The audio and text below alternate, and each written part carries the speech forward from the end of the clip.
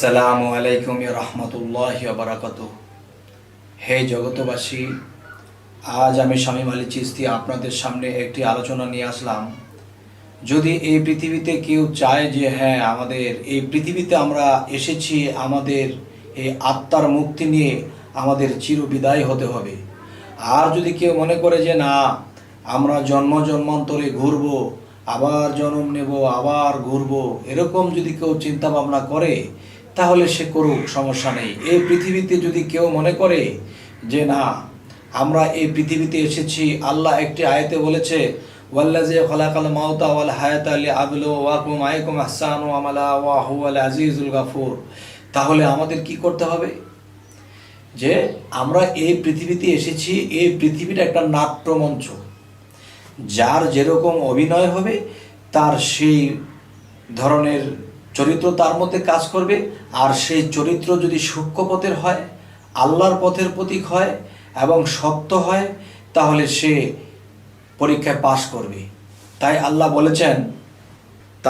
বলেছেন যে আমি মানুষকে এই পৃথিবীতে মৃত্যু ও জন্ম দিয়েছি একমাত্র পরীক্ষা করার জন্য। যদি এই পৃথিবীতে কেউ আমাকে সন্তুষ্ট করতে পারে তাহলে সে আমার নাম রাখলো, তাহলে যে আমার নাম রাখবে আমিও তো তার দাম দেব।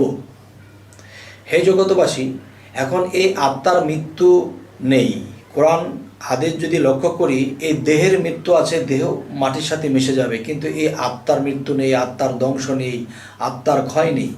তাহলে ধ্বংস আসে কিসের? দেহের ধ্বংস আছে। তাহলে এই আত্মার ধ্বংস নেই, এই আত্মাটা মরবে না, ধ্বংস হবে না। তাহলে এই আত্মাটা কি করতে হবে? যদি সে পাপ করে তাহলে অনন্তকাল দোজকবাসী, আর যদি সে ভালো কিছু করে তাহলে সে মুক্তিপ্রাপ্ত হলে আল্লাহর সাথে সে মিশবে, আর না হয়তো সে বেহেশতবাসী হবে। তবে হ্যাঁ, আমাদের মূল বিষয় আজকে আলোচনার কি, সেটি হলো যে আমরা কিভাবে এই আত্মার মুক্তি করতে পারি। আত্মার মুক্তি করতে হলে কি কি করতে হবে? সর্বপ্রথম আমাদের একজন কামেল মুর্শিদ ধরতে হবে। আর সেই কামেল মুর্শিদকে যে আমি ধরবো, জগৎ ভরেই তো কত ভালো মন্দ আছে, এখন মন্দের ভিতরে ভালোটা খুঁজে নিতে হবে।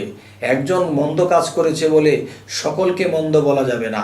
একজন মসজিদের ইমাম সাহেব একটা খারাপ কিছু করেছে বলে সকল ইমামকে খারাপ বলা যাবে না। তেমনি একজন পীরের ভেষ ধরেছে বা পীর আলীর ভাব ধরে সে মানুষের কাছে খারাপ করে বেড়ায়, তা বলে কিন্তু একজনের জন্য 10 জনকে খারাপ বলতে পারবো না।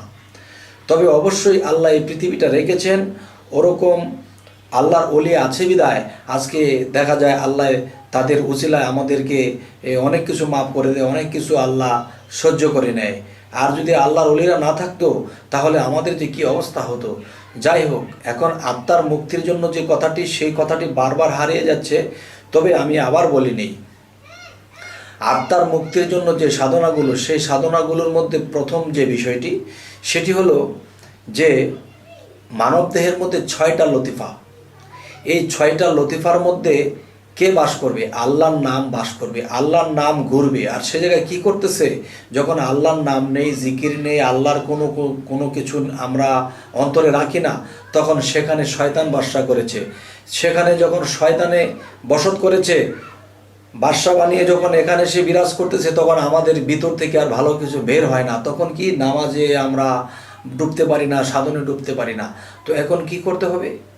এখন করতে হবে যে দেখেন, একজন কামেল গুরু ধরলেন, ধরার পরে সেই গুরু আপনাকে যে সাধনাগুলো দিবে সেই সাধনাগুলো করবেন। আর সেই সাধনাগুলো কিভাবে করতে হবে, সেই সাধনাগুলোর নাম কি আমি একটু এগিয়ে বলি। এরপরে যদি আপনাদের ভালো লাগে তাহলে এই কথাগুলো নিজ নিজ গুরুর কাছে যখন বলবেন, তখন গুরু আপনাদেরকে এই সাধনাগুলো দেখিয়ে দিবে। তখন সেই সাধনাগুলো করে ইনশাল্লাহ একদিন আত্মার মুক্তি হয়ে যাবে।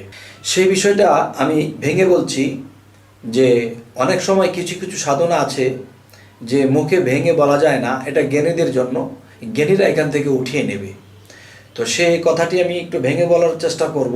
যেমন হাইতনা তাওয়ায় দিবানিশি হয়ে যাওগে কামার পরা, শেষে যাবে লালবাজারে 4 রঙের নেশানোরে, অগ্নির মতো ধুধু করে মধ্যে জিনিস ভরা, হে হরফের চাবি দিয়া সদাই গিয়ে ঘোরা, এই তালা খুললে নয়ন মেলে দেখবে সাদা 3 কোঠরা, 3 তালাতে এক নাম ফোটে হাহাকার এক শব্দ ওঠে, ঢেউ লাগে ত্রিবেণীর ঘাটে দেখছে রসিক যারা। দেখছে রসিক তারা কারা? তারা যারা পৃথিবীর লোভ লালসা ছেড়ে দিয়েছে, কাম বাসনা ছেড়ে দিয়েছে, নিজের আমিত্বকে নিজের মধ্যে মিশে রেখেছে, বাহিরে প্রকাশ করেনি, ছিঁড়া ভাড়া পরে থাকে, না খেয়ে থাকে, তবু হাসি মুখে কথা বলে, কাউকে কিছু বলে না, বা আমি অভাবে আছি, আমি দুঃখে আছি, আল্লাহ আমাকে জ্বালা দিছে, এই সমস্যায় কখনো তারা বলে না। তারা রসিক, তারা ভিতরের সমস্ত যন্ত্রণা ভিতরে চাপা দিয়ে মুখে হাসি রেখে চলে। তাদের মধ্যে একটি ধারা হলো এটি যে শত দুঃখেও মুখে হাসি। যাই হোক, হাইতনা তাওয়াই দিবানিশি হয়ে যাওগে কামার পরা, শেষে যাবে লালবাজারে চারি রঙের নিশানুরে, অগ্নির মতো ধুধু করে মধ্যে জিনিস ভরা, হে হরফের চাবি দিয়া সদাই গিয়ে ঘুরা, এই তালা খুললে নয়ন মেলে দেখবে সাদা তিন কোঠরা, তিন তালাতে এক নাম ফোটে, হাহাকার এক শব্দ ওঠে, ঢেউ লাগে ত্রিবেণীর ঘাটে, দেখছে রসিক যারা, ভালোবাসা ভবের আশা মিটাই আছে তারা। হে জগতবাসী, এই সাধনাগুলো যার যার গুরুর কাছ থেকে নিয়ে যদি করতে পারে, অবশ্যই এই দেহ থেকে একদিন আত্মার মুক্তি হবে। এই আত্মার মুক্তি যেদিন হবে, সে ডালে থাকবে না, খালে থাকবে না, বিলে থাকবে না, কোনো জায়গায় থাকবে না, কোনো খারাপ স্থানে সে যাবে না। সেই আত্মার যখন সাধনার দ্বারা, প্রেমের দ্বারা, ভক্তির দ্বারা যখন পবিত্র হয়ে যাবে, তখন সেই মহাপবিত্র সাথে সে মিশে যাবে। হে জগতবাসী, আজ এই কথাগুলো আমি আমার অন্তরের অন্তঃস্থল থেকে বললাম। যদি কেউ এই কথাগুলো মানতে পারেন, অবশ্যই আপনারা এই আত্মার মুক্তি ঘটাতে পারবেন ইনশাআল্লাহ। তো আজ এই কথাগুলো বলেই রাখছি। সকলেই ভালো থাকবেন। আল্লাহ হাফিজ।